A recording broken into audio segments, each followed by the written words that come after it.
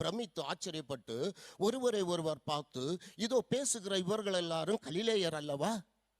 அப்படி இருக்க நம்மில் அவரவருடைய ஜென்ம பாஷையிலே இவர்கள் பேசுகிறதை கேட்கிறோமே, இதப்படி ஆச்சரியப்பட்டார்கள். ஆண்டவருடைய ஆற்றல் வெளிப்பட்ட போது, ஆம், இவர்கள் எங்கெங்கெல்லாம் சென்றார்களோ அங்கெல்லாம் மக்கள் ஆச்சரியப்பட்டார்கள். ஆண்டவருடைய ஆற்றல் வெளிப்பட்டது.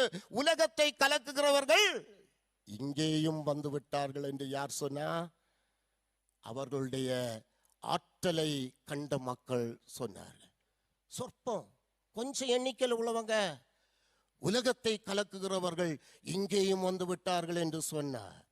காரணம் என்னவென்றால் அவர்களிடத்திலே இருந்தது ஆண்டவருடைய ஆற்றல் என்று நாம் பார்க்கிறோம். நடந்தது, சபை வளர்ந்தது, விசுவாசிகளுடைய கூட்டம் பெருகியது.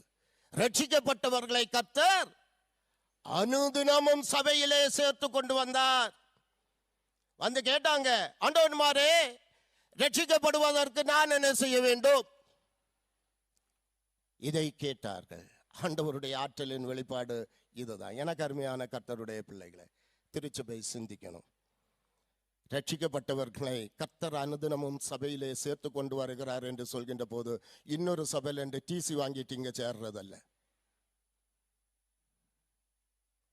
ஆண்டவரை அறியாத, ஆண்டவரை நம்பாத, ஆண்டவருடைய ரட்சிப்பை இன்னும் உணராத எத்தனை ஆத்துமாக்களை சபையிலே சேர்க்கிறோம்.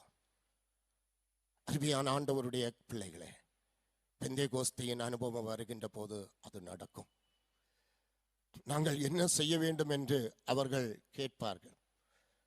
நாம் சாட்சியாய் இருக்க வேண்டும். ஆண்டவருடைய ஆற்றலினாலே நிரப்பப்படுகின்ற சபை இன்னும் மேய்ப்பனில்லாத ஆடுகளைப் போல வழி தப்பி இருக்கின்ற மக்களை குறித்த கரிசனைப்பட வேண்டும். நான் அடிக்கடி சொல்வதுண்டு, நம்முடைய சன்னதிகளை குறித்த கரிசனை கூட நமக்கு வேணும்.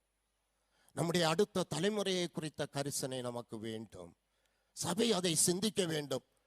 அடுத்த ஜெனரேஷன், அடுத்த தலைமுறை ஆண்டவருக்குள்ளாக வளர, ஆண்டவரை அறிய, ஆண்டவருடைய ஆற்றலிலே நிரப்பப்பட என்ன செய்ய வேண்டும்? சபை சிந்திக்கணும்.